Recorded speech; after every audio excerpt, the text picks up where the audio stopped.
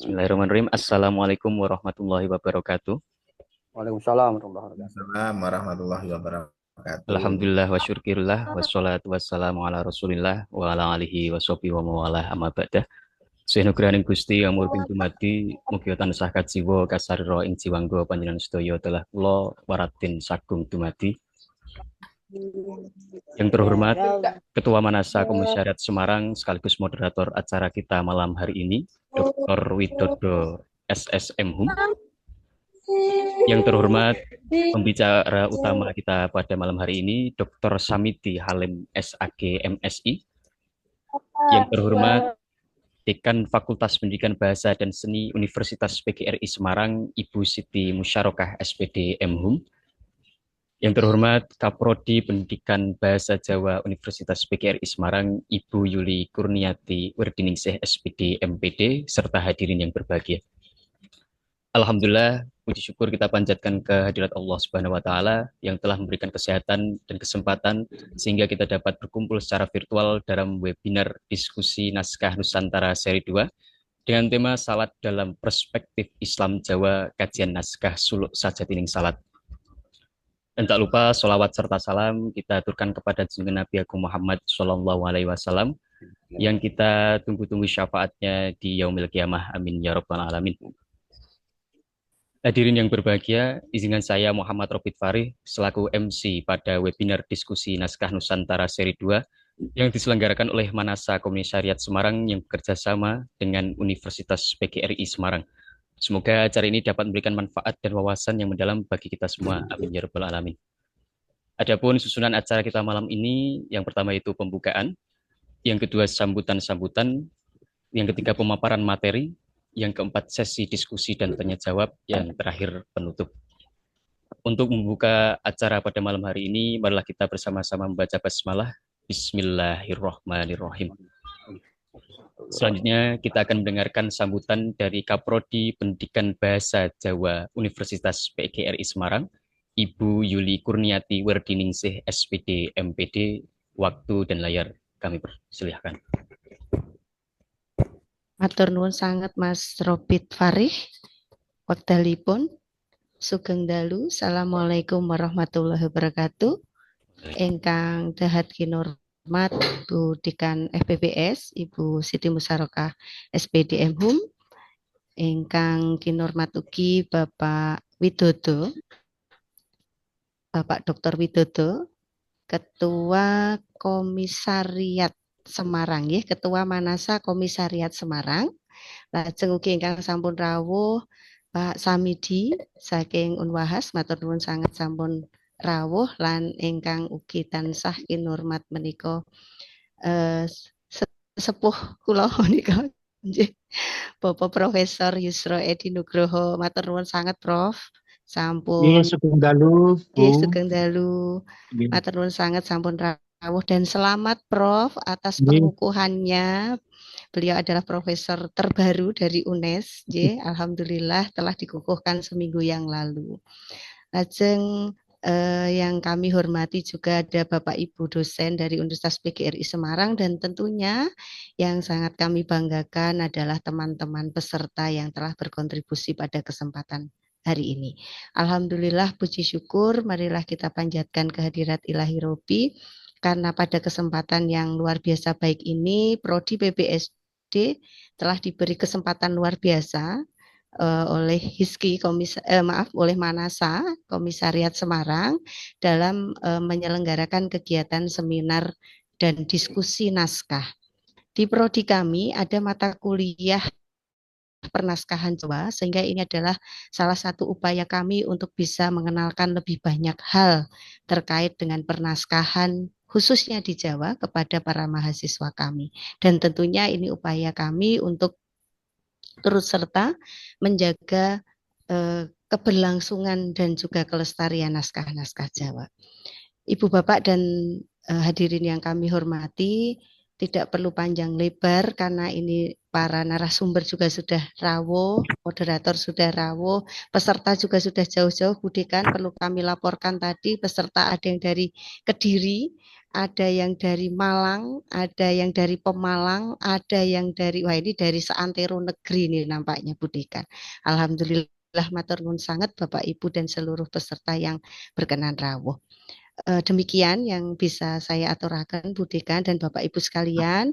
Sekali lagi kami mengucapkan terima kasih atas perkenan Manasa untuk gandeng kami dalam kegiatan-kegiatan semacam ini dan kami sangat berharap kegiatan-kegiatan ini tidak berhenti sampai di seminar saja, namun juga ada kegiatan-kegiatan lain seperti tadi ada digitalisasi naskah, mungkin katalogisasi dan lain sebagainya yang boleh untuk kemudian kami ajak bersama untuk belajar bersama ngaten Bapak Ibu.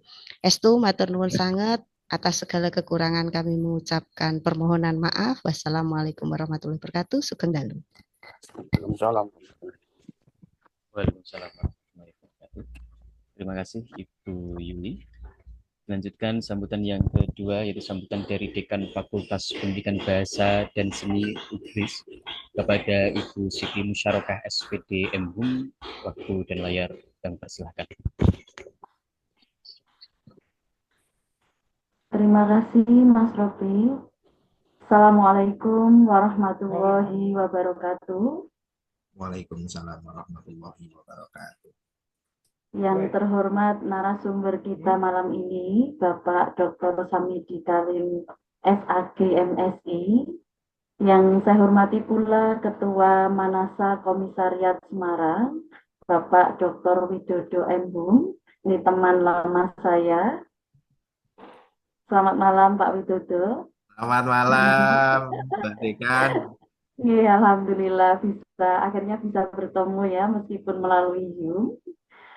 Kaprodi Pendidikan Bahasa dan Sastra Daerah, Ibu Yuli Kurniati Wardiningse SSMA, Sekprodi Pendidikan Bahasa dan Sastra Daerah, Bapak Dr. Sunaryo MHUM, Bapak Ibu dosen Fakultas Pendidikan Bahasa dan Seni, serta Bapak Ibu hadirin sekalian dan mahasiswa yang saya banggakan. Alhamdulillahirabbil alamin, puji syukur kita panjatkan kehadirat Allah Subhanahu wa taala yang telah memberikan nikmat sehat dan sempat hari ini dalam acara seminar bahasa sastra, budaya dan pembelajaran bahasa yang malam ini akan berdiskusi tentang naskah Nusantara. Ya, dengan tema sholat ya dalam perspektif Islam Jawa. Sholawat serta salam juga senantiasa kita haturkan kepada Nabi Muhammad Shallallahu Alaihi Wasallam yang selalu kita nantikan syafaatnya di hari akhir kelak. Bapak Ibu hadirin yang saya hormati, tentu saja acara hari ini adalah momentum yang sangat penting menurut kami, begitu ya, karena kita akan bersama-sama mendalami tema yang sangat relevan, yaitu sholat ya dalam perspektif Islam Jawa. Tema ini tentu saja tidak hanya mengangkat aspek keagamaan, tetapi juga memadukan kajian budaya dan tradisi lokal yang menjadi kekayaan kita. Kita akan mendapat wawasan yang sangat berharga menurut kami ya dari narasumber kita, Bapak Dr. Samidi Kalim, yang merupakan saya yakin ya beliau ini adalah ahli di bidang ini, gitu. Kami juga mengucapkan terima kasih yang sebesar-besarnya kepada Ketua Manasa Komisariat Semarang, ya Bapak Dr. Widodo MHUM, ya serta Kaprodi dan Sekprodi, ya atas terselenggaranya kegiatan ini. Tentu saja juga terima kasih kami sampaikan kepada seluruh pihak yang telah berkontribusi dalam pelaksanaan seminar malam ini. Hadirin yang berbahagia, Bapak Ibu semuanya yang saya hormati, semoga seminar ini menjadi sarana ya untuk memperluas wawasan kita, memperdalam pemahaman kita tentang hubungan antara agama dan budaya, ya serta memperkuat semangat kebangsaan dalam melestarikan si luhur Nusantara. Saya juga berharap diskusi ini nantinya akan berlangsung baik ya dan memberikan manfaat untuk kita semua. Demikian yang bisa sampaikan ya, sekaligus kita buka acara malam hari ini dengan mengucap Bismillahirrahmanirrahim. Demikian yang bisa saya sampaikan. Mohon maaf jika ada kekurangan. Wabillahi taufiq wal hidayah. Wassalamualaikum warahmatullahi wabarakatuh. Waalaikumsalam. Waalaikumsalam warahmatullahi wabarakatuh. Terima kasih kepada Ibu Siti Musyarakah. Dengan sekalian, kita tiba pada acara inti yaitu pemaparan materi oleh narasumber kita, Dr. Samiti Halim, SAG, MSI. Dan kepada Bapak Dr. Widodo, SSM HUM, selaku moderator, waktu dan layar kami persilakan. Ya, terima kasih Mas Robit. Assalamualaikum warahmatullahi wabarakatuh. Waalaikumsalam. Selamat malam kepada Bapak dan Ibu peserta diskusi series Manasa Komisariat Semarang yang bulan lalu kita telah membahas terkait dengan Sunan Kudus dalam perspektif sumber naskah yang berbeda dari yang selama ini kita baca, yakni babat versi pedalaman, dan kemarin kita menganalisis Sunan Kudus dari versi suluk.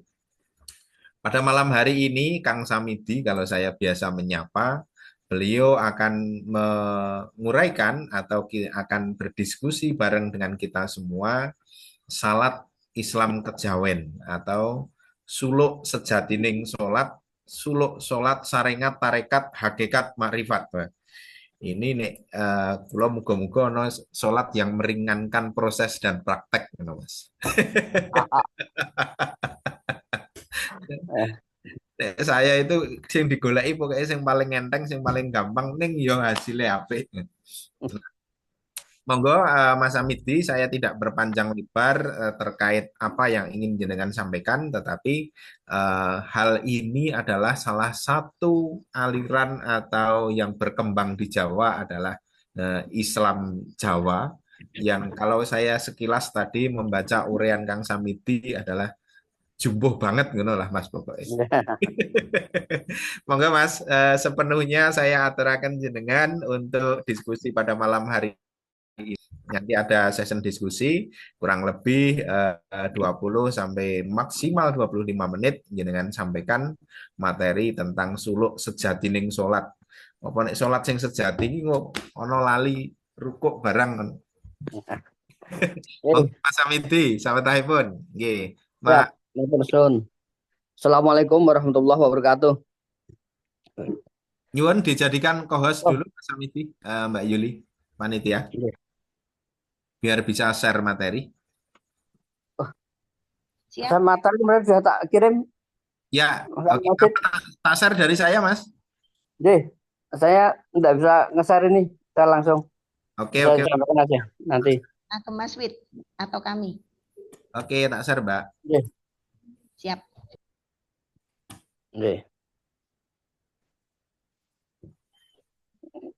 Sambil nunggu materi. Nah, niki pun. Matur suwun. Ya, saya lanjut. Assalamualaikum warahmatullahi wabarakatuh. Waalaikumsalam warahmatullahi wabarakatuh. Kang tansah kula hormati Ibu Dekan FPBS, Bu Siti Musyarakah, dan Ibu Kaprodi juga dari UBRIS, Bu Yuli. Ini Kang Mas kula, Kang Mas Widodo, matur suwun, dan juga ini juga yang saya hormati Prof Yusro yang kemarin ya barusan pengukuhan GB-nya. Wah, ini kita juga berharap tabrakan dengan Prof Yusro ini biar kita juga segera ngejar GB-nya Mas Wid. Siap Mas Amidi. Segera Pak Samidi. Alhamdulillah deh. Alhamdulillah, dan teman-teman semua yang tidak bisa saya sebutkan satu persatu, mungkin baru malam ini kita bisa sharing jumpa online, jumpa udara ini. Saya ingat yang pertama saya ingin tentang sholat Islam Kejawen ini, artinya dalam perspektif, karena ini kajian naskah. Ini penelitian saya sebenarnya sudah penelitian lama, jadi ketika kemarin diminta sama Mas Wid itu untuk kajian tentang naskah, apalagi saya dan Islam dan budaya Jawa. Saya punya materi yang sudah cukup lama, itu sekitar tahun 2010 waktu itu, mengumpulkan naskah ini terutama naskah yang berasal dari Kasunanan Surakarta. Nah, ada Suluk Sejatining Sholat. Ini merupakan kumpulan naskah dari yang ada di dalam, sebenarnya di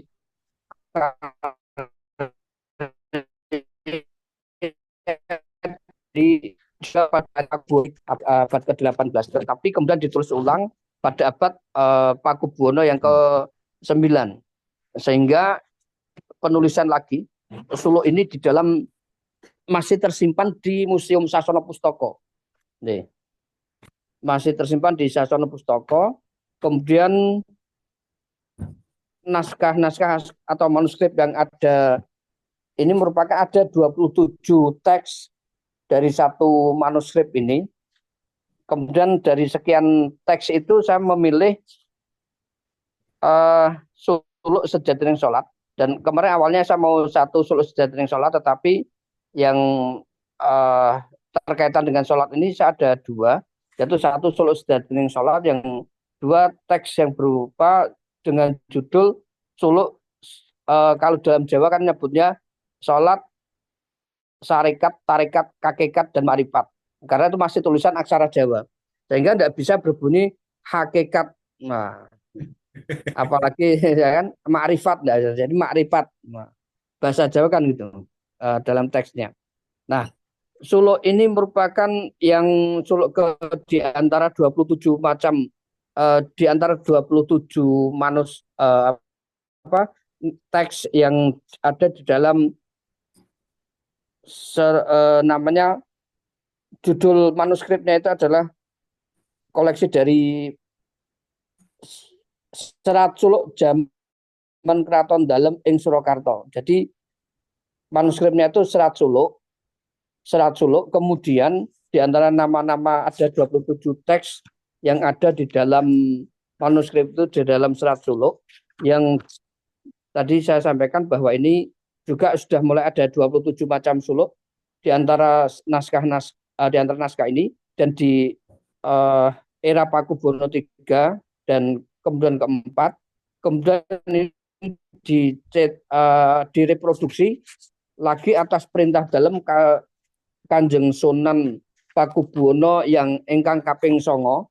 Nah, saya ingin berbicara dari konteks Jawa. Jadi dalam konteks budaya Jawa, bahwa pujangga Jawa itu terutama di Kasunanan Surakarta dan juga Kasultanan Yogyakarta, pujangga itu tidak lepas dari konsep kekuasaan atau pemerintahan Jawa, di mana kalau dulu pada masa pemerintahan masih kerajaan-kerajaan sebelum Islam, kita mengenal konsep adanya selain Rojo Titising Dewa. Nah, kalau dulu konsepnya adalah Rojo Titising Dewa, tetapi kemudian setelah berganti mulai zaman Mataram Islam dari Sultan Agung sampai kemudian diteruskan oleh Kasultanan Yogyakarta dan Kasunanan Surakarta, itu konsep Rojo Titising Dewa itu kan akhirnya berubah menjadi konsep Khalifatullah Sayyidin Panotogomo. Jadi konsep dari titisan dewa menjadi Khalifatullah, menjadi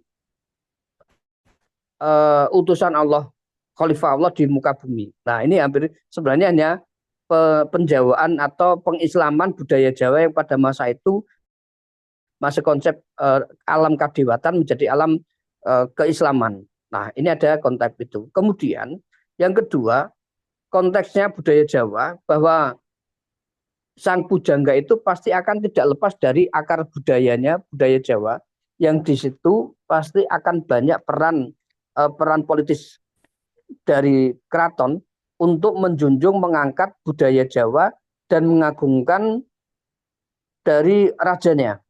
Dan apalagi waktu itu setelah kerajaan Mataram itu terpecah menjadi 4, sehingga kekuasaan Mataram tidak lagi menjadi kekuatan yang besar dan kekuatan yang memiliki power atau politik yang kuat, sehingga dibangunlah kekuatan melalui budaya, salah satunya melalui karya-karya ini. Nah, ini yang memuat ajaran-ajaran dari ajaran Islam yang pada pemerintahan Sultan Agung tahun 1630 1613 sampai 1645 itu. Ini persentuhan budaya pesisiran dengan budaya pedalaman yang cukup kental dan nanti melahirkan tradisi dari kalender. Kalau Sultan Agung itu termasuk yang cikal bakal ada pengubahan kalender dari kalender Saka menjadi kalender Jawa itu. Nah, kita tidak bicara jauh tentang itu, hanya sekilas saja. Kemudian melahirkan dan menyuburkan kepustakaan Islam Jawa. Baik itu ada namanya Primbon, Wirid, Serat, dan Suluk, ya khususnya itu. Dan pada malam ini, interpretasi orang Jawa itu terhadap ajaran agama, khususnya masalah ketuhanan, itu dijadikan secara literal agar mudah dipahami dan diamalkan oleh masyarakat. Ini konsep dari Islam Jawa itu sendiri, bahwa para pujangga itu ingin memudahkan bagaimana masyarakat dan terutama lingkungan keraton itu mudah memahami Islam, tetapi juga tidak meninggalkan adat budayanya. Kemudian ini saya sebut sebagai kitab suci orang Jawa. Sebagai kitab suci orang Jawa ini artinya bahwa orang-orang Jawa itu selain percaya kepada kitab suci yang secara akidah, itu Quran, itu hadis, tetapi mereka juga meyakini bahwa sastra yang dikarang oleh para pujangga itu diyakini sebagai ugeman atau sebagai pedoman di dalam menjalankan kepercayaan, bahkan sampai kepada ritual-ritual peribadatan dan ajaran. Ya memang kalau mungkin kalau orang Islam ada kitab-kitab yang ditulis dalam bahasa Islam, misalkan dalam bahasa Jawa yang ditulis dengan aksara pegon seperti karyanya Mbah Soleh Darat, misalkan gitu, atau yang ditulis oleh Kiai Rifai Kalisala, itu bahasa Jawa tetapi aksaranya pegon. Itu memuat ajaran-ajaran agama murni. Nah, orang Jawa juga masih seperti itu di tradisi Keraton Surakarta khususnya, itu menyalin ajaran-ajaran Islam ditulis dengan aksara Jawa. Jadi saya cantumkan ada karya-karya pujangga ini yang akhirnya juga dijadikan sebagai rujukan untuk menjadi ajaran yang memiliki nilai adiluhum. Itu mengandung nilai etika, bahkan dalam mengamalkan ajaran Islam pun akan juga sebagiannya dinukil atau diambil dari naskah atau manuskrip yang lama itu juga. Misalkan sholat dalam sepenistik nih, Suluk Sejatining Sholat itu masih dalam tembang, ini kalau saya melihat adalah tembang Dandang Gulo. Ya. Dalam tembang Dandang Gulo, di sini Suluk Sejatining Sholat itu terdiri hanya dari 9 podo ya, 9 podo ya. Nah, ini yang dikarya oleh Pangeran Sasrawijaya.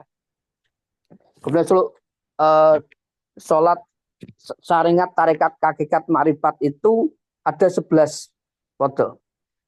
Dan ini ditulis oleh Pangeran Sasrawijaya. Dan saya masih kesulitan untuk mencari referensinya tentang biografinya Pangeran Sasrawijaya. Karena beliau tidak banyak menemukan referensi tentang siapa itu Pangeran Sasrawijaya. Tetapi beliau hidup pada masa sudah masa Pakubono ketiga, yang ketiga dan sampai ke Pakubono yang keempat. Ya, karena pada masa itu pemerintahan yang cukup kondusif dan perkembangan sastra Jawa juga cukup bagus, sehingga banyak perpaduan karya sastra dan budaya yang itu berbau Islam dan juga budaya Jawa. Nah, saya ingin menyampaikan nilai dari dalam laku sholat Islam Jawa dalam perspektif orang Jawa. Jadi menganggap bahwa sholat itu kalau orang Jawa itu dulu ada bertapa atau bersemedi atau ya istilahnya apa? Kalau orang Islam menyatakan adalah kholwat ya, atau uzlah. Nah, bahkan ini sholat bagi orang-orang Jawa sebenarnya bukan hanya saja sebatas menjalankan syariat, tetapi sholat juga sebagai jalan mistik, yaitu untuk mencapai manunggaling kaula dan Gusti. Nah, mungkin sama seperti itu. Contohnya di dalam Sejatining Sholat itu mengambil kata dari kata laku usoli. Ya, next coba Mas. Nah, kata usoli, nah nih Sejatining Sholat yang 10 podo tadi. Nah, mana sholat dari kata usoli? Nah, usoli itu terdiri dari huruf alif, shad, lam, dan ya. Nah, usul ini memperoleh makna terdalam dari atau hakikat dari sholat itu dimaknai dari kata usul sendiri. Bahwa orang sholat itu berawal dari kata niat yang diucapkan pada umumnya orang.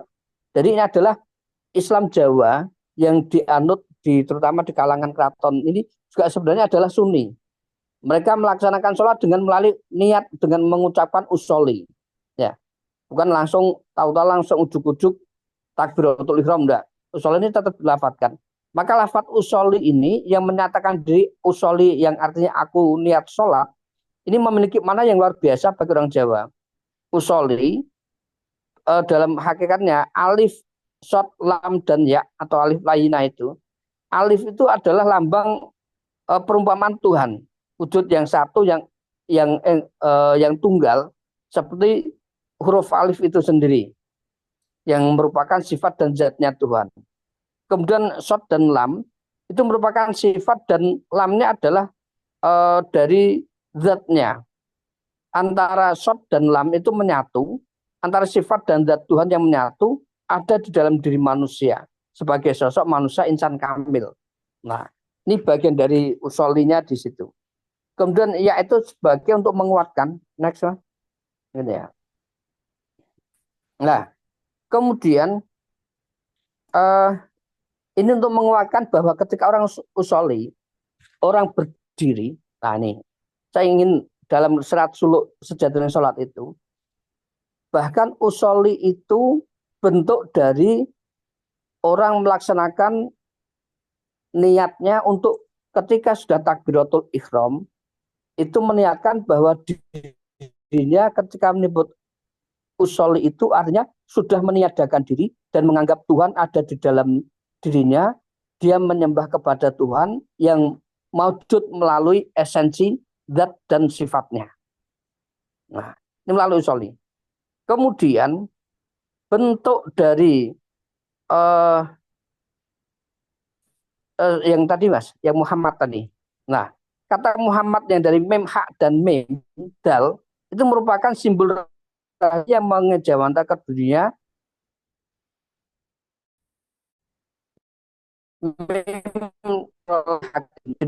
Simbol bersatunya hamba dan Tuhan dalam sifat usoli, yakni zat dan sifat itu tadi.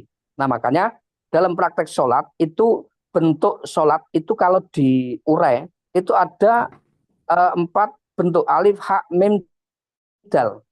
Jadi berdiri ketika usoli itu adalah ibarat orang berdiri itu simbol atau logo simbol dari makna huruf alif orang berdiri.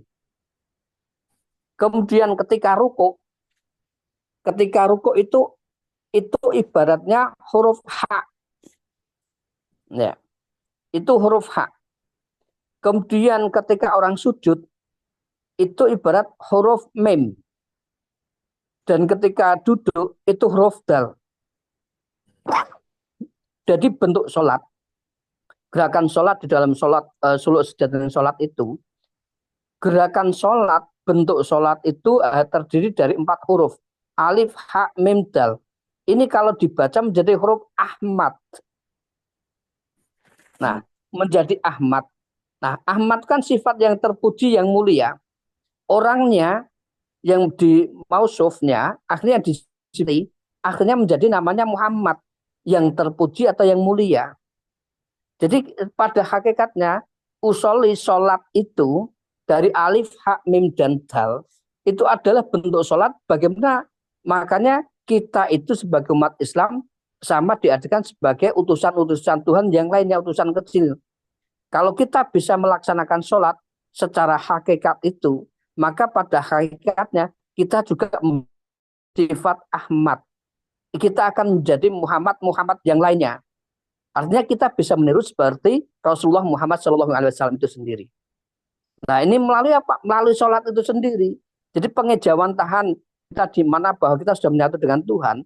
Bahkan kita berdiri itu ibaratnya lambang alif. Kemudian ruku kita adalah hak. Sujud kita adalah mim. Dan duduk kita adalah dal. Nah, itulah bentuk dari hakikat sholat kita. Itu sama seperti Ahmad. Nah, kemudian dimanai alif itu siapa? Nah, alif seperti di dalam makna di dalam lafadz usoli tadi. Alif itu pada hakikatnya adalah Allah. Nah, huruf Allah menyingkat dari Allah.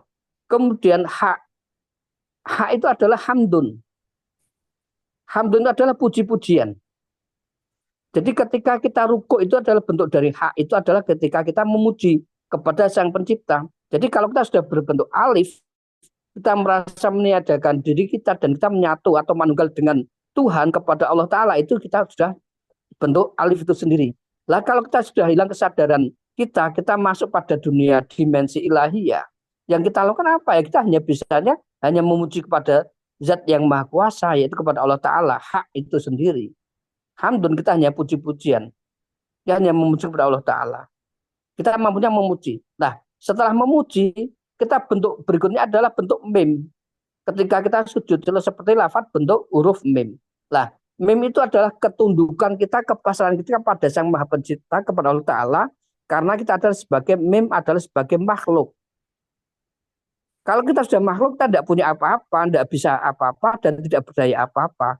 Tidak bisa melakukan apa-apa, kecuali hanyalah satu, yaitu dengan dal, yaitu dengan doa itu sendiri. Nah, ini pada hakikatnya sholat saya kombinasi Mas Rid, saya urai satu persatu dari suluk sejahtering sholat, kemudian dari dua suluk itu tadi saya menganalisis ada simbol usoli tadi, kemudian lafadz Muhammad, dan bentuk gerakan sholat yang itu di mana itu merupakan sholat hakikat sampai ke ma'rifatnya, yaitu dengan bentuk alif hak mim dan dal. Alif hak mim dal itu bentuk dari Ahmad. Kalau diurai adalah alif itu adalah Allah, kemudian haknya adalah hamdun, puji-pujian, mimnya adalah makhluk, dan dalnya adalah bentuk dari doa. Kita permohonan gitu. Nah, ini mungkin menjadi bahan diskusi kita pada malam hari ini. Jadi ada rukuk, sujud, dan salam ya kan. Ini interpretasi cenderung menggunakan makna mistis. Jadi sholat dipandang sebagai media seorang hamba untuk jumbuh atau bersatu dengan zat ilahi. Nah, ini kesimpulannya. Jadi untuk Bapak Ibu sekalian, ini mungkin bahan diskusi. Jadi kita tidak mencari bahwa ini apa. Ya kalau dicari dalil-dalilnya, wah ini kelamaan, tak carikan dasar Qur'annya atau hadisnya, bahkan sering-sering hadis qudsi itu nanti banyak. Dan itu bukan forum kita untuk mencari itu. Tapi saya ingin memberikan interpretasi atas orang Jawa memaknai sholat itu. Sholat bukan hanya sebatas ritual untuk syariat, tetapi adalah jalan hakikat untuk mencapai makrifat kepada Tuhan. Bahkan sebagai media untuk jumbuh atau menambah kepada Tuhan, yang merasakan betul-betul kita itu adalah menyatu kepada Tuhan, mengesahkan Tuhan, merasakan Allah hadir di dalam roh kita, di dalam jiwa kita, dan kita benar-benar bisa merasakan bahwa sholat yang benar itu yang kita rasakan secara hakikat, sehingga kita seolah-olah melihat Allah Ta'ala itu sendiri. Seperti konsep ihsan dalam konsep tasawuf itu. Karena kata roh walam yakun taruh fa'inahu yaroka. Bahwa kita sholat itu seakan-akan melihat Tuhan. Kalau kita tidak mampu melihat Tuhan, maka yakinlah bahwa Tuhan itu adalah Tuhan melihat kita. Nah, ini adalah fungsi dari sholat itu sendiri. Ya, nah ini jadi semua yang saya sampaikan intinya pada sampai ke fungsi sholat ini untuk bersih diri, menjadikan sampai budi pekerti luhur, sampai ke akhlak mulia, bahwa sholat mengenal diri dan Tuhan, persatuan hamba dengan Tuhan atau manunggaling kaula Gusti, merupakan tujuan akhir dari mistik Islam Jawa itu sendiri. Nah ini, saya kira ini Bapak Ibu, waktu saya kembalikan kepada moderator, Mas Widodo, monggo. Ya, matur nuwun Pak Samidi Kalim, untuk waktunya 20 menit sudah cukup, dan selanjutnya kita diskusi bahwa dalam menjalankan ibadah agama ini simbol menjadi penting. Ketika Pak Samidi tadi menjelaskan tentang alif, jadi saya teringat dengan Raden Mas Sosrokartono yang di rumahnya di Jakarta itu hanya ada simbol alif, tetapi dia ana wong loro iki gur didemek wae waras, Mas. Itu ketika dia menjadi wartawan di Eropa, semua orang tidak bisa meliput, dia bisa masuk di dalam perjanjian Eropa Saragossa itu. Yang luar biasa, yang orang sangat tercengang dengan mungkin ini adalah salah satu daripada laku Islam Jawa tadi yang menggabungkan antara hakikat, syariat, dan makrifat yang disampaikan oleh Kang Samidi. Juga masih banyak yang lain tadi yang saya garis bawahi, bagaimana rukuk itu melambangkan, berdiri melambangkan alif, rukuk, sujud, dan duduk di antara dua tahiyat. Selanjutnya kami silahkan untuk Bapak Ibu semuanya. Untuk sesi diskusi ini saya persilahkan raise hand untuk menambah wawasan kita tentang sholat, tentang yang bersumber dari suluk. Sekali lagi, diskusi ini adalah diskusi manasa yang baseline utamanya adalah atau naskah. Boleh dibantah, boleh didebat, tapi itulah yang menjadi isinya begitu. Nah, ini untuk pemahaman dan tambahan wawasan kita. Sudah ada Pak Yusro Edi Nugroho, matur nuwun. Monggo Pak Yusro. Sugeng dalu Mas Widodo, Pak Samidi, sugeng dalu.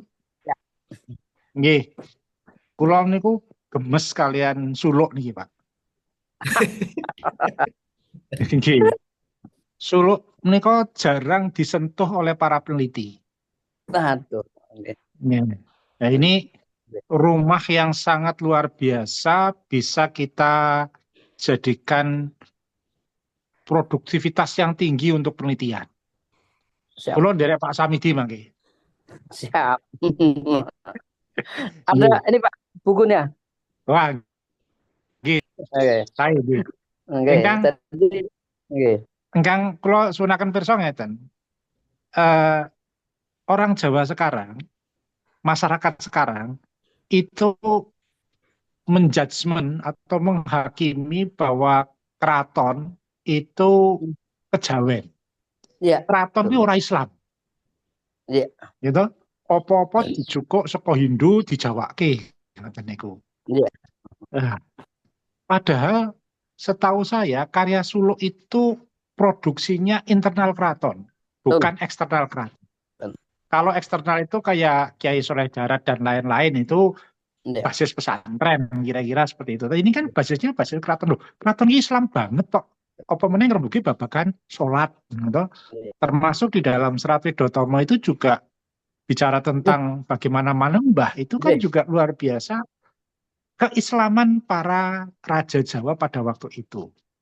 Yang ingin saya pertanyakan, ingkang sepisan, sejak kapan Islam itu sangat kuat di Keraton Mataram? Apakah sejak Sultan Agung atau sejak zaman Amangkurat ke sini atau setelah Pakubuwono III?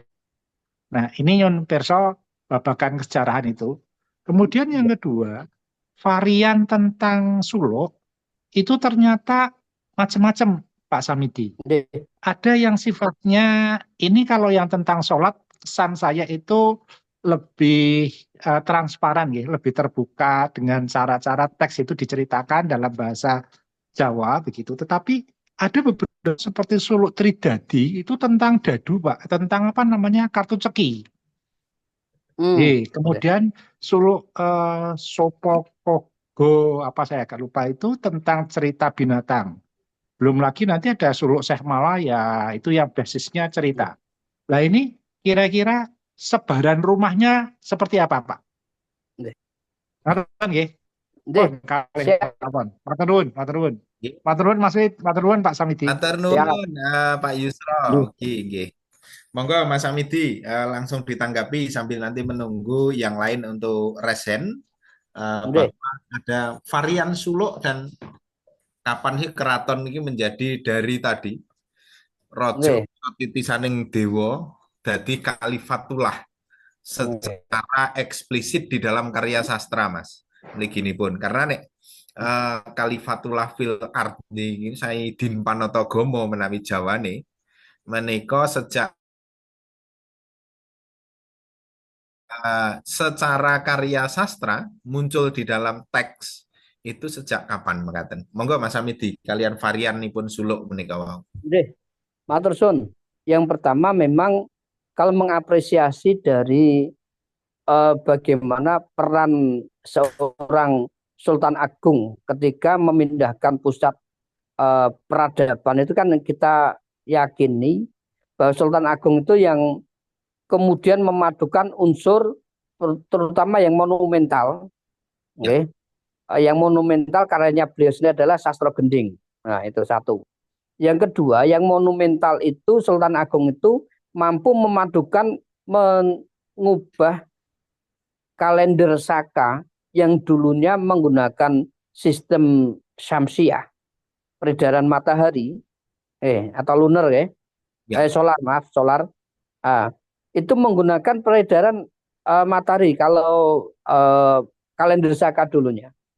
Kemudian digabungkan setelah Islam, Sultan Agung itu menciptakan dengan Islam yang menggunakan sistem bulan atau komariah yang hanya di bulan kalendernya itu tiap bulannya ada 29 dan 30 hari aja kalau kalender komariah, maka di situ kemudian Sultan Agung memadukan itu dan diperingati sebagai perpaduan antara Islam, kalender yang dulunya kalender Saka semenjak tahun Saka, Aji Saka itu. Nah, kalau di Aji Saka diyakini semenjak tahun 71 Masehi, ya. Kalau di dalam hitungannya kan Saka itu Aji Saka masuk ke tanah Jawa itu tahun 71 Masehi. Itu dianggap sebagai satu Saka. Nah, kemudian berubah menggunakan sistemnya yang semula menggunakan sistem perhitungan matahari dirubah menjadi bulan seperti Islam, maka berubah menjadi kalender Jawa. Nah, kalender Saka ini kan masih digunakan di Bali. Nah, kita yang di Jawa itu masih menggunakan kalender Jawa yang hitungannya antara Saka dengan Jawa itu ada perbedaan karena setiap tahunnya berbeda. Nah, jumlah harinya. Sehingga ini monumentalnya yang dijadikan oleh Sultan Agung. Dan perubahannya itu yang dirubah untuk mengenang memulai tahun 1 Saka, 1 Jawa, dari 1 Saka menjadi 1 Jawa, dimulai berawal dari 1 Suro kan. Nah, 1 Suro tahun Jawa yang berubah awalnya dari 1554 ke 1555. Nah, di awal dengan malam 1 Suro sebenarnya untuk mengenang, untuk memulai sistem kalender baru. Dan dimulai dari kerajaan. Sehingga mengenang 1 Suro itu sebenarnya ada itu.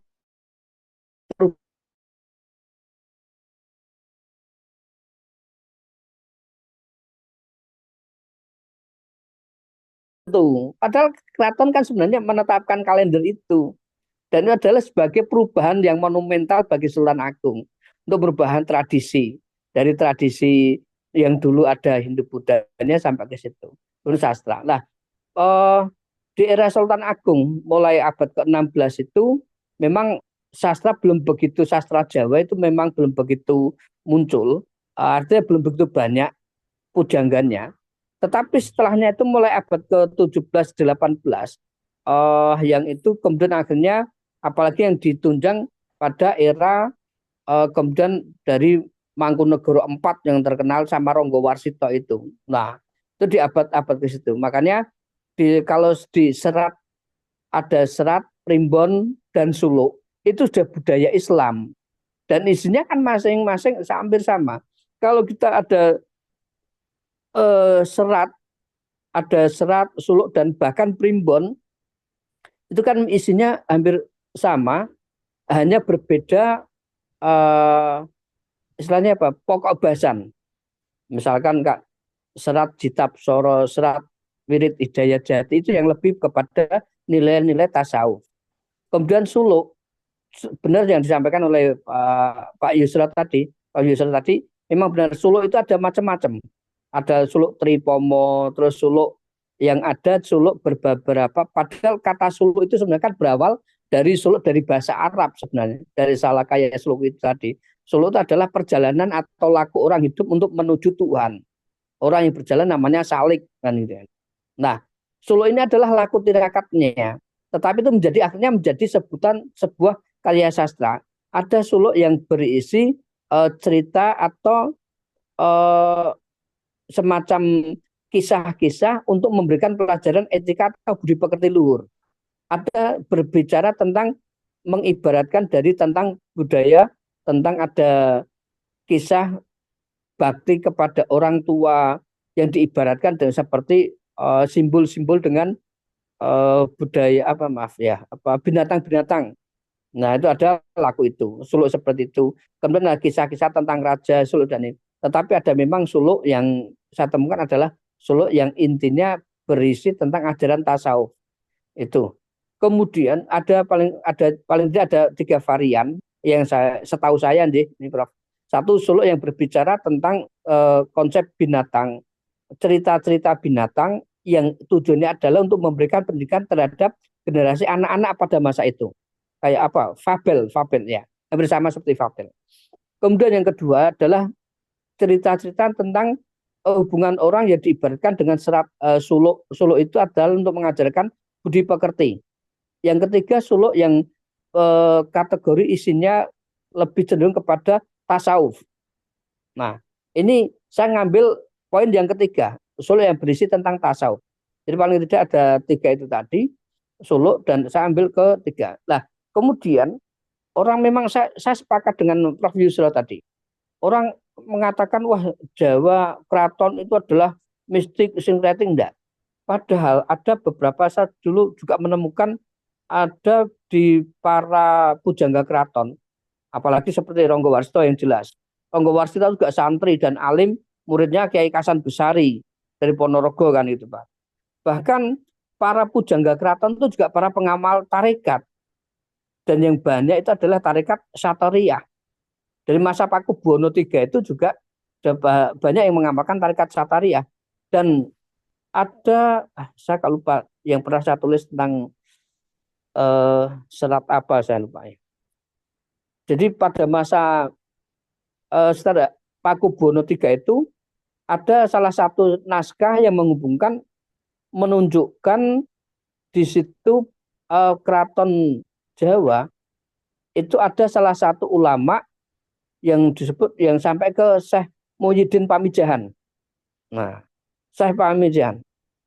Sampai ke Syekh Pamijahan itu dulu juga memberikan pengajaran kepada putra-putra dalam keraton itu untuk memberikan pelajaran mengaji dan bahkan sampai kepada tata cara tengah sholat dan bahkan tasawuf, dan mengajarkan tarekat, yaitu tarekat Satariyah.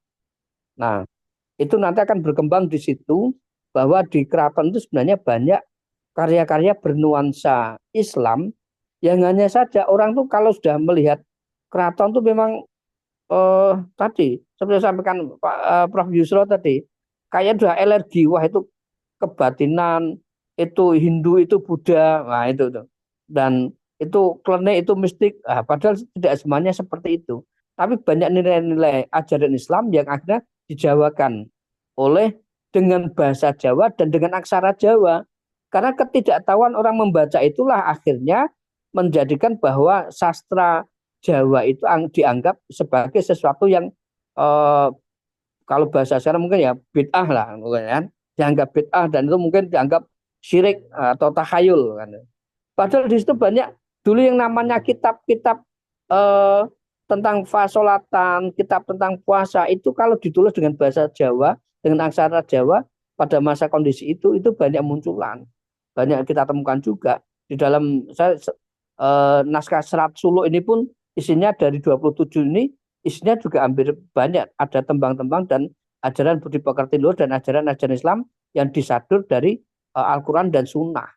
Nah, saya kira ini Mas Wid, bahwa kitab suluk ini juga bagian dari ajaran Islam yang dijawakan dengan aksara Jawa dan dengan paham Jawanya. Gitu, monggo Pak Wid. Ye, matur nuwun Mas Amidi ya. Ini ada Mas Habib Rosyadi yang untuk penanya kedua, beliau adalah Torekot Satariyah masa kini. Wah, itu ya. Nah, monggo Mas, habis. Mas Sip, saya Terima persilahkan. kasih Pak Widodo, Pak Samidi, matur Siap. nuwun paparannya. Saya sangat terkesan sekali. Jadi bahwa saya ini pengikut tarekat Satariyah Wah, milenial. Cuma cocok nih. bagaimana kita ini ternyata akar kita itu seperti itu dan kita sekarang mencari kembali sisi-sisi yang selama ini belum tersambung, gitu, terutama dengan keraton. Terima kasih sekali. Nah, Pak, yang kami ingin tanyakan, tafsiran mistik tentang sholat itu kan tentang musolli kan itu luar biasa ya, seperti rahasia huruf yang biasanya di dalam tarekat itu kan dianukan. Nah, dari sumber Pangeran Sastra Wijaya, penulis Solo itu, kira-kira beliau ini mengambil referensi dari kitab apa atau sumber Islam, sumber tasawuf apa ya, apa milik Syekh Ibnu Arabi atau apa? Itu yang kami tanyakan. Terima kasih. Oke, langsung Pak Fit, oke. Langsung Pak Samidi, monggo. Langsung ya. Oke, langsung Mas. Mas tadi sinten nih? Mas Robit nggih. Mas Hasib Rosadi. Mas Hasib, oh iya, matur nuwun. Nah, saya ingat Tarekat Satariyah. Tarekat Satariyah itu saya juga ada pernah nulis. Nah ini, salah satunya adalah nanti dalam suluk Martabat Wahdat Wakidiyat, Mas Hasib. Nah, itu karya Paku Buwono III. Nah, dalam suluk Martabat Wahdat Wakidiyat itu akan menguraikan martabat 7. Martabat 7 dalam konsep Jawa, pemanaan Jawa, dan itu menguraikan seperti konsep martabat 7 Ibnu Arabi itu tadi. Nah, ini ketemu Mas Hasib. Nah, jadi konsep tarekat Satariyah itu nanti dari Nur Muhammad itu tadi yang bermula bahwa Allah di dalam menciptakan alam martabat itu akan menjadi 7 level. Itu nanti akan proses sampai menjadi level insan kamil. Nah, ini hampir sama. Cuman mungkin pemahaman satu ya, mungkin pada masa itu satu ada alih aksara atau transliterasi yang tidak bisa dijawakan. Artinya dari bahasa Arab, aksara Arab, tidak semua aksara Arab bisa dijawakan. Akhirnya menjadi berubah. Tulisan menjadi berubah lafal. Kan gitu. Contohnya kayak hakikat, hakikoh atau hakikat. Yang menjadi Jawa akhirnya menjadi kakekat. Makrifat pun akhirnya menjadi makrifat. Nah, kan misalkan seperti itu. Dan masih banyak lagi kata-kata atau istilah-istilah yang menjadi akhirnya menjadi Jawa dan kadang berubah menjadi makna juga. Nah, satu perubahan lafal, perubahan pengucapan, dan kadang ditafsirkan dalam interpretasi orang Jawa. Nah, kalau saya melacak tarekat Satariyah itu ada hubungannya, termasuk yang di disertasinya Prof. Oman, tarekat Satariyah di Minangkabau itu. Nah, ajaran tarekat Satariyah itu yang dari sana, kemudian yang sampai ke Jawa, itu didominasi, ya ini beberapa sumber yang saya baca, di Jawa terutama keraton, termasuk dari Syekh Muhyi Pamijahan itu dulu juga mengajarkan tarekat Satariyah kepada Kesultanan Mataram sebagai guru di sana. Nah, nanti di tarekat Satariyah itu akan memunculkan zikir hu Allah itu. Nah, zikir yang itu dianggap sebagai sholat daim orang tarekat Satariyah dengan ajaran tarik nafas keluar Allahu Allahu Allahu. Nah, itu dianggap sebagai sholat daim. Itu saya temukan juga di dalam kitab Primbon At-Tasadur ada makna. Nah, kitab ada makna itu tidak hanya Betal Jemur, induknya adalah Betal Jemur, tetapi di situ ada pecahannya kitab At-Tasadur ada makna. Dalam kitab At-Tasadur ada makna itu menguraikan tentang bagaimana manusia juga mencari jati diri untuk mensucikan diri dalam konsepnya tasawufnya Al-Ghazali. Itu ada yang mengenal ada takholi, tahali, dan tajali. Pensucian diri, membersihkan dari sifat-sifat kotoran rohani, kemudian menghiasi diri dengan perbuatan yang baik, dengan amal yang baik, maka kita akan merasakan tajalliyatnya Allah. Nah, itu di kitab At-Tasadur Adam Ano itu ada menguraikan sampai ke situ. Sehingga konsep tajalliyatnya Allah itu yang melalui alam 7 atau martabat 7 itu akan terurai, yang inilah sangat berpengaruh terhadap kesusastraan di keraton kesultanan, baik itu Pakubuwono di Surakarta maupun di Yogyakarta sebagai pewaris dari Kesultanan Mataram pada masa itu. Saya kira ini tarekat Satariyah yang cukup luar biasa. Bahkan sampai sekarang mungkin masih banyak di kalangan-kalangan keraton, lingkungan keraton, tarikatnya itu dengan Satariyah. Nah ini, tapi ada satu titik yang sering diambil kesimpulannya dari Mas Hasib tadi ya. Ketika orang mencapai suatu makom hakikat dengan zikirhu Allahu Allah, merasa sudah makomnya hakikat, sehingga orang meninggalkan syariatnya. Nah, ini yang akhirnya cenderung orang Jawa aku jipuk hakikat itu lah. Wah, kan gitu. Tapi akhirnya tidak menjalankan. Ini yang kesalahan fatal. Inilah yang akhirnya menjadi Islam-Islam abangan itu. Ya mungkin akhirnya dikritik oleh banyak orang Islam, wah Islam kejawen ini mau jipuk hakikat itu, wah gitu. Karena saya kenalan beberapa pengamal kepercayaan, penghayat kepercayaan itu yang memang akhirnya di situ mereka ambil cara zikirnya Islam, terutama dari kata ismudat itu sendiri, yang itu diyakini ini ya tarekat Satariyah, kimbian saya ngajar ke saya Siti Jenar, wah kan gitu kan ngambilnya di situ. Nah terus akhirnya yang bangsane sholat dan ini poso kan juga wajib itu bagi yang mampu. Poso kan mengendalikan hawa nafsu. Nah saya mengendalikan ini, wah kan gitu kan. Nah saya kira ini dari konsep martabat 7-nya Ibnu Arabi sampai ke konsep tasawufnya Al-Ghazali, ini muncul banyak mewarnai karya-karya pujangga Jawa, terutama di keraton Kesultanan baik itu Yogyakarta maupun Surakarta. Saya kira itu Mas Hasib, Mas Smith, monggo. Mungkin. Matur nuwun Mas Samidi. Iya. Niki wau lho sing tak enteni nek syariate ditinggal tetep ana oleh daging. Betul nih. Lah iya, nek entuk dalile kok Pak Samidi kan aku sah ngono dawa gitu pun. Oke, memang di dalam terutama aliran Satariyah ini tadi sholat di Ponegoro itu termasuk aliran Satariyah dari Melangi. Kiai, dari Melangi. Ya, Kiai Nuriman. Ya, dari Magelang. Kiai Tapto Jani itu adalah guru beliau di aliran Satariyah. Sehingga pasca Perang Jawa, aliran Satariyah itu soft, Pak. Underground. Tidak muncul sama sekali di permukaan karena menjadi musuh kolonial yang sangat ditakuti. Iya. Nah, baru sekarang saja itu Mas Hasib muncul lagi. Sudah merdeka. Perlu itu dikembangkan tarekat Satariyah milenial itu. Iya. Ini ada Mbak Pipit Mugiandayani, ini sekretaris bendahara dan sekretaris Manasa Komisariat Semarang yang sedang studi di UI untuk mengambil naskah apa Mbak, monggo apa yang ingin ditanyakan di sini atau wajahnya dicetak mana? Mana ya Mbak Pipit? Waalaikumsalam. Waalaikumsalam. Bapak Prof Yusro,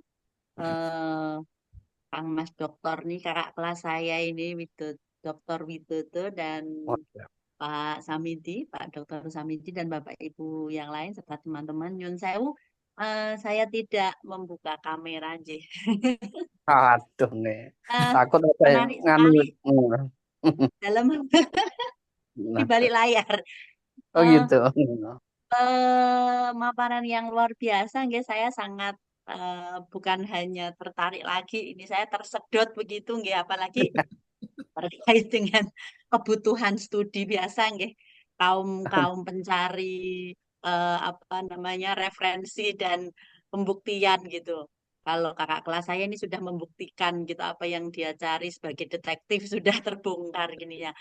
Ada dua hal Pak Samidin, saya ingin konfirmasi lebih tepatnya. Tadi kebetulan juga pada saat ini saya sedang meneliti meskipun ya, tatarannya tidak sejernih filolog murni begitu ya, tapi ada penelusuran tentang suluk di dalam serat yang saya teliti, karena suluk sendiri tadi ada 3 pengklasifikasian. Nah ini nanti mohon izin setelah acara atau setelah agenda malam ini saya mohon kontaknya dan berburu informasi lebih dalam begitu. Siap, Oke. siap. Jadi terkait dengan yang terakhir tadi tasawuf, dan hampir banyak sekali serat-serat yang di dalamnya mengandung suluk, ada message-message gitu yang mengkaitkan tasawuf di dalam cerita-cerita, tapi semacam terselubung ngaten nggih. Nah,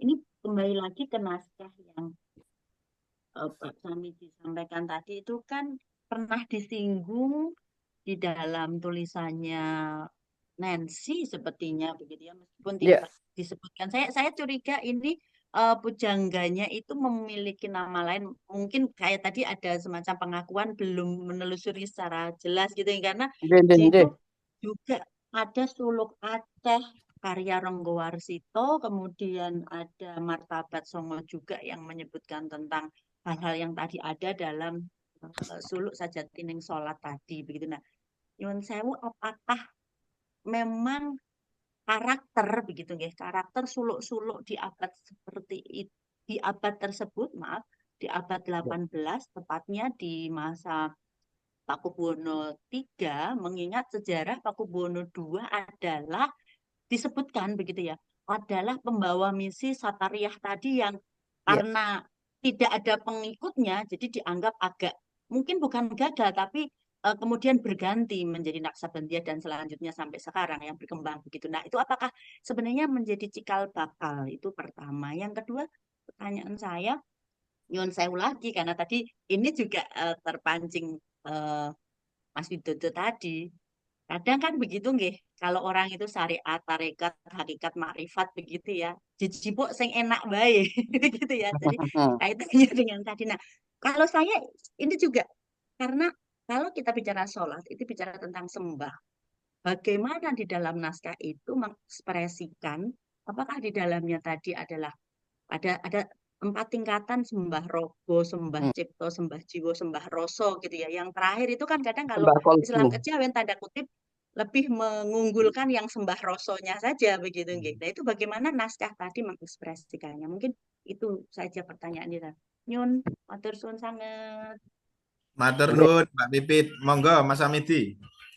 Siap, matur suwun. Wah saya kayaknya kayak bahasanya apa ya saya itu.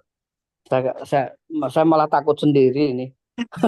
Cerita tentang apalagi tentang suluk tentang sholat ini seakan-akan kayak bahasa-bahasa melangitnya orang-orang yang untuk menempuh jalan mistik, jalan tasawuf ini. Ya, saya ingat ini di serat suluk pada eranya Pakubuwono III ini ada beberapa yang namanya suluk seperti saya sampaikan tadi ya. Ada suluk Bayan Maut. Terus kemudian ada suluk Sasmitaning Senjata Cipto. Ada suluk Dudo Tanpa Sekar. Suluk Purwodaksina. Suluk Dumunung ing Manah. Suluk Dumunung ing Toya. Suluk Dumunung ing Siti. Nah, ini merupakan ada nama-nama suluk yang isinya itu hampir sama, ajaran tentang budi pekerti, yang mana budi pekerti itu tidak hanya budi pekerti secara logawi, secara syariat, sairanya juga di situ. Tapi karya-karya suluk ini hampir selalu mengikuti pola gaya penulisannya Imam Al-Ghazali yang memadukan antara fikih dengan tasawuf. Jadi ada makna-makna tersembunyi yang dari antara fikih itu, tetapi di situ diselipkan tentang makna-makna tasawuf, atau orang menyebutnya adalah makna hakikat, antara syariat dan hakikat dipadukan. Nah, ini juga ada suluk saking kitab Condro, kemudian juga suluk Makmur Rodi Saligin, suluk Dewa Ruci, bahkan ada suluk Burung Puyuh, Kutuk Pelatuk. Nah, ini tadi yang saya sampaikan seperti dongeng atau fabel tadi nggih. Ada lambang suluk burung, kemudian suluk bahkan sampai ini suluk tegesing patekah, suluk suraosipun patekah, suluk samrogo dan serat sewoko. Nah ini. Jadi suluk-suluk seperti ini banyak memiliki nilai-nilai yang mencerminkan tentang hakikat dari dengan simbol-simbol itu. Sehingga dari Bu Pipi tadi kalau kita ingin melihat bahwasannya memang ada upaya untuk istilahnya apa ya, mempublikasikan atau mendakwahkan tarekat Sataria itu melalui tembang dan melalui suluk di situ. Nah, cuman saya tidak bisa nembang. Ini kan karena bentuknya sekar dandang gulo, rata-rata dandang gulo di sini. Rata-rata dandang gulo. Nah, kemudian ditembangkan di situ. Kenapa dandang gulo? Ya, karena memang lagu-lagunya agar bisa lebih dinikmati oleh orang lebih ceria kan dandang gulo itu. Lebih dinikmati, lebih enak kalau dandang gulonya. Nah, makanya ada kemungkinan juga besar di abad 18 ke 19 tarekat Sataria itu kalau kita melihat bukunya pemberontakan petani Banten. Nah, pemberontakan petani Banten itu kan juga muncul juga Kartono Sastro saya lupa. Sampai Pak Widya yang menulis Sastro Kartodirjo. Kartono Kartodirjo. Ya, Sartono Kartodirjo. Ya, nggih, Sartono Kartodirjo, Pak. Sartono Kartodirjo nggih. Nah, ya. Sartono Kartodirjo itu kan menyebut pemberontakan petani Banten. Nah, padahal yang sebenarnya itu adalah tokoh-tokoh kiai-kiai pengamal tarekat dan itu kiai-kiai tarekat yang melakukan pembinaan kepada jamaahnya para santri-santrinya kemudian akhirnya kan melakukan perlawanan tetapi sehingga itu kan dilakukan yang memiliki loyalitas dan keberanian yang luar biasa dan pada saat itu memang tarekat Sataria sangat berkembang. Kalau melihat pola pengajaran dan amalihannya dari tarekat Sataria pada saat itu iya lebih dominan yang akhirnya melakukan perlawanan karena pada saat itu adalah pada masa kolonial. Berbeda dengan mungkin seperti tarekat Qadriah Naksabandi ya. Yang mungkin abadnya sudah berbeda, sudah menjelang kemerdekaan, kemudian berkembang sama Khotib Sambas, kemudian sampai sudah masanya dari Ahmad Khotib Sambas kemudian sampai berkembang di Jawa Barat, Jawa Tengah dan Jawa Timur sudah menjelang kemerdekaan. Jadi berbeda. Kalau tarekat Sataria maksudnya kan mungkin jauh lebih duluan. Dan itu banyak dianut oleh para kiai pada masa abad ke-18 yang ke-19 itu yang akhirnya melakukan perlawanan terhadap pemerintah kolonial pada saat itu. Jadi memang saya juga kalau merujuk kepada bukunya Sartono Kartodirjo itu juga banyak keterlibatan para penganut tarekat Sataria yang berkembang pada masa itu juga. Nah, ini barangkali sebagai untuk pemicu Bu Pipit, nanti bisa kita lanjut. Monggo, Mas Wid. Ya, matur nuwun Mas Samidi. Niki kedah kolaborasi Unwas UNES niki. Nek sing tembang bagiannya UNES, Mas. Wah, nggih niki pakai UNES sing bagian tembange nggih. Tembang ke bagian UNES, jenengan sing bagian sulukipun. Wah, cocok. Kalau di kalangan misalnya UNES, Mocopat itu identik dengan sastra piwulang, Mas. Oh iya. Dan babat gitu. Nah, suluk rata-rata itu bisa jadi bentuknya prosa. Iya. Tetapi paling tidak kita perlu juga formulasikan bagaimana suluk ini diciptakan dari pengkristalisasikan ajaran Islam yang bersentuhan dengan budaya Jawa. Sehingga orang kadang tidak mengetahui sama sekali iki saka Arab, iki saka Jawa, ataukah ini sudah percampuran bahkan dari Hindu tadi orang menduga. Wujud bentuk narasi teksnya adalah sama sekali kita selalu berandai-andai iki saka ngendi sumbere. Nah, kalau kita bisa menggabungkan antara tadi Mas Samidi yang berlatar belakang agama Islam dan nanti digabung dengan yang berlatar belakang kejawen atau kita dari UNES, dari yang kampus negeri, kita akan menemukan benang merah nanti, Mas. Setidaknya kalau penelitian tentang suluk ini kita lanjutkan di Manasa, Komisariat Semarang bisa juga menghasilkan sesuatu yang baru yang dianggap oleh masyarakat secara umum adalah sesuatu yang Jawa banget. Ini aslinya saka Islam. Nah, itu Orang Kejawen itu mengatakan seperti itu. Iki Jawa, dudu Islam dan lain sebagainya. Tetapi sisi lain yang tidak boleh kita nafikan adalah perkembangan suluk ini juga terutama ketika di Surakarta itu PB7 berkuasa, 8 dan 9 itu moncernya adalah ada peran kolonial di sana. Ada peran Belanda di dalam kekuasaan keraton yang mengoptasi secara politik. Sehingga di dalamnya juga muncul hal-hal yang itu menjadi soft power-nya kolonial. Nah, itu menjadi bagian daripada apa yang menjadi concern saya kira nanti dalam penelitian ke depan. Masih adakah yang untuk bertanya lagi pada malam hari ini untuk resen? Ada pertanyaan Bu Pipit yang belum terjawab, kenapa nggih Bu Pipit?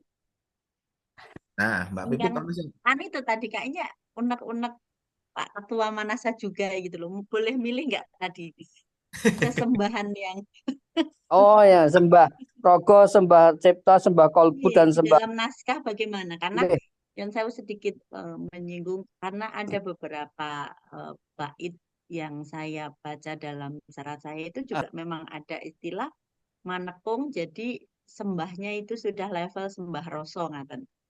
Nggih. Kalau di Hamengkubuwono 4 maaf nggih, Mangkunegara 4 maaf, Mangkunegara 4. Kan memang level itu kan diidentikan dengan syariat, tarekat, hakikat dan makrifat. Sembah rogo, sembah cipta, sembah kolbu dan sembah rasa. Nggih. Nah, ini kan dari pakaian itu. Tetapi kalau di dalam suluk ini tadi tidak menyebutkan sampai ke sembah dengan sembah itu. Tetapi nyebutnya adalah dengan salat. Jadi nyebutnya adalah dengan salat saringat, salat tarekat, salat hakikat, dan salat makrifat. Mungkin pada level itu pengklasifikasian atau makomat di dalam untuk pengenalan kepada Tuhan, makomat di dalam untuk menuju pencarian perjalanan spiritual dari mengamalkan syariat, bahwa di dalam syariat itu pasti akan terdapat tarekat, di dalam tarekat akan ada hakikat, di dalam hakikat pasti akan ketemu dengan namanya makrifat. Nah, cuman beda dengan konsepnya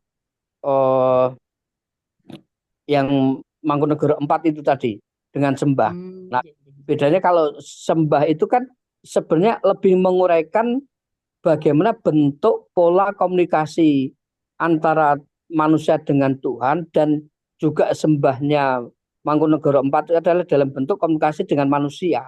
Itu lebih pada bentuk budi pekerti luhur. Nah, artinya manusia merasakan di dalam sembah rogo, sembah cipta, sembah kolbu dan sembah rasanya itu Mangkunegara itu lebih pada dominasi, masih ada terlihat sisi apa ya? Kalau saya lihat pada sisi antropologisnya, maaf ya, sisi sosiologisnya. Jadi ada sisi sosial yang itu akan mengilhami manusia di dalam beribadah. Secara syariat pun sebenarnya kita beribadah, misalkan kita berusaha sama manusia, berbuat baik pada manusia, itu hakikatnya adalah berbuat baik kepada Tuhan. Gitu. Itu tarikatnya di situ. Hakikatnya kita adalah berbuat baik pada Tuhan. Ya, sehingga ketika kita melihat orang yang kelaparan, berarti pada hakikatnya adalah Tuhan menitipkan kepada kita rezeki, hakikatnya untuk kita bagikan. Nah, itu masih ada sisi sosiologisnya di situ. Tetapi kalau di dalam suluk yang saya baca itu tidak tampak sisi-sisi sosiologis, sisi humanismenya di situ. Tapi lebih dominan pada sisi spiritualitas itu tadi. Perbedaannya di situ, Bu Pipit. Oke. Nuwun sangat, Mbak. Nggih. Ya. Monggo Mas. Matur nuwun Mas Hamidi. Nah, niki sesuai dengan waktu sampun jam setengah 10. Diskusi malam hari ini, Bapak Ibu, di akhir diskusi saya tidak akan menyimpulkan apapun dari yang disampaikan Pak Samidi. Ini adalah Manasa Komisariat Semarang konsen terhadap kajian naskah-naskah Jawa, baik yang berbentuk suluk, sastra piwulang, ataupun babat. Ini menjadi bagian ceruk yang kita dalami. Bulan depan mungkin Mbak Pipit nanti dengan kajian naskahnya kita akan dengar bersama apa yang ada di dalam konsen beliau sedang bertapa di Depok. Ya, dan kepada Bapak Ibu, teman-teman untuk bisa open kamera sebelum nanti kita tutup agar dokumentasi pada malam hari ini, kegiatan pada malam hari ini bisa didokumentasikan, di screenshot oleh Mas Robit. Kami silahkan Bapak Ibu untuk membuka kamera terlebih dahulu nanti di dokumentasi. Mas Robit sudah jadi co-host ya? Iya, Pak. Ya, oke, ya. Oke, silakan Mas. Iya. 1, 2, 3. Yuk, kawan-kawan, Bapak Ibu untuk buka open kamera terlebih dahulu. Wajahnya muncul di kamera.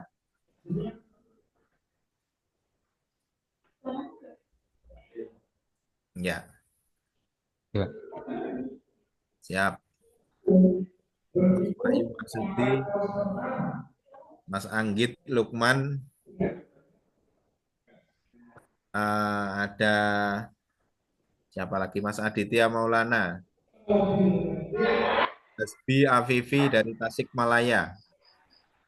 Ternyata lumayan juga Pak Wid. Ada 48. 48 dan bertahan ini Pak dari pembukaan sampai sekarang. Alhamdulillah, Mas. Alhamdulillah. Oke, Nah, ini kayak menarik, perlu kopi darat. Mas Wid, kapan diagendakan nih? Awal-awal Januari apa? Belum perkuliahan mulai. Awal Januari nanti kita ketemu di UNES atau UNAS.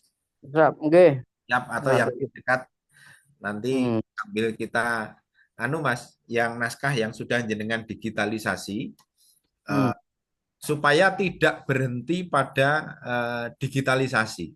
Ini yang menjadi bagian concern kita bersama nanti. Sekarang yang menjadi euforia bukan itu penting, bagi saya juga penting.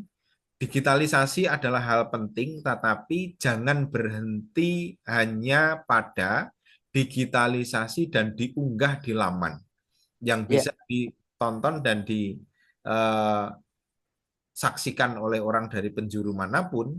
Namun penelitian atas naskah yang didigitalisasi tidak pernah ada, gitu. Bahkan hanya sebagai etalase di dalam link-link manuskrip yang sama sekali belum tersentuh oleh tangan-tangan modern sekarang untuk mengkajinya, gitu Pak Samiti. Itu juga yang jauh lebih penting sampai generasi yang lebih muda kita, tetapi setidaknya sekarang yang generasi Mas Samiti, generasi saya harus mengawali itu untuk dikaji, gitu. Supaya entah nanti jadinya jurnal atau jadinya tulisan dalam bentuk lain, tetapi setidaknya naskah itu harus dapat dipahami oleh generasi masa kini. Itu yang menjadi tugas kita dan salah satu concern di Manasa Semarang.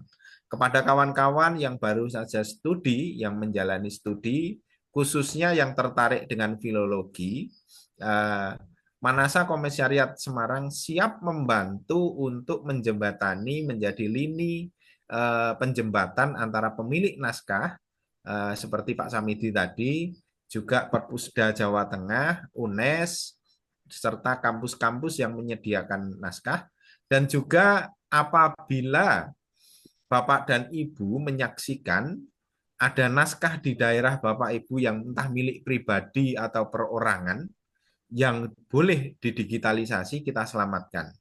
Saya Manasa bekerja sama dengan Perpusda Jawa Tengah, targetnya di 2025 adalah penyelamatan naskah di milik perorangan yang nanti naskahnya akan kita rawat, kita beri sampul dan lain sebagainya, digitalnya yang kita ambil.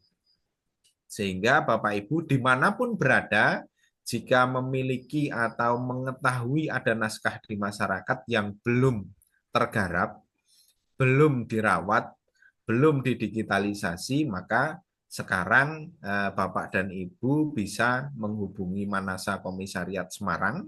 Kalau grup Manasa juga ada, dan juga nomor WA, nomor web, IG juga komplit di Manasa. Mungkin nanti lebih detail Mas Robit yang menyampaikan IG Manasa Komisariat Semarang, Facebook, dan YouTube yang nanti bisa diakses bersama.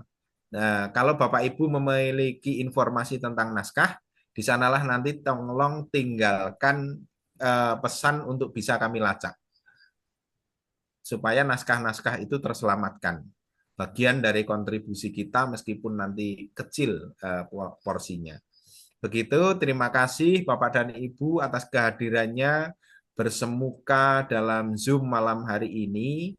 Saya sebagai Ketua Manasa Komisariat Semarang mengucapkan terima kasih yang tidak terhingga atas kehadiran Bapak dan Ibu semuanya. Dan nanti sertifikat malam hari ini, sertifikat kegiatan akan kita kirim melalui email atau link drive nanti akan diunggah oleh Mas Robit di grup yang pendaftaran. Untuk nanti sertifikat secara gratis, kami tidak memungut apapun, untuk kami berikan kepada Bapak dan Ibu semuanya. Link untuk sertifikat sudah kami unggah di chat. Silahkan Bapak dan Ibu untuk mengisi dan memastikan. Dan link itu nanti juga akan saya unggah di grup pendaftar yang dimana Bapak dan Ibu setelah mendaftar nanti akan masuk secara otomatis di grup itu. Terima kasih, selamat malam, matur nuwun, jayakumullah, billahi taufik walhidayah. Wassalamualaikum warahmatullahi wabarakatuh. Monggo Mas Robit, saya aturkan kembali. Terima kasih kepada Bapak Dr. Samidi Halim atas pemaparan yang sangat luar biasa dan Bapak Widodo Gandono selaku moderator. Hadirin yang saya hormati, demikianlah rangkaian acara diskusi Naskah Nusantara seri 2 pada malam hari ini. Semoga apa yang telah kita diskusikan bersama dapat bermanfaat dan perluas wawasan tentang tradisi dan nilai-nilai keislaman yang terkandung dalam naskah-naskah Nusantara. Saya selaku pembawa acara mengucapkan mohon maaf apabila terdapat kekurangan selama berlangsungnya acara ini.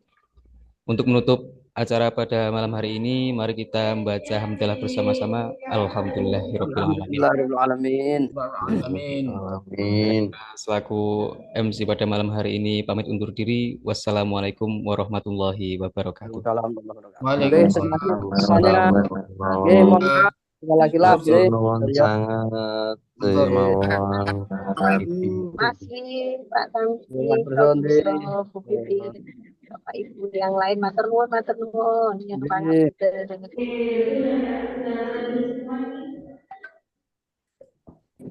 Mas Rofik, matur nuwun. Siap, Mbak Yuli wis tekan omah apa urung? Belum, masih perjalanan ini. Terjebak banjir gajah. Oh, terjebak banjir. Makanya tidak berani online. Tidak berani. Iya, pelanggan nih kok Pak. Tidak berani open kamera. Masih terjebak banjir. Konten marki. Ya. Aduh, sangat Pak. Terbaik paling. Siap. Mas Wid, matur nuwun. Sami-sami Mbak Yuli, monggo sugeng kondur, hati-hati, dalane banjir oke. Siap.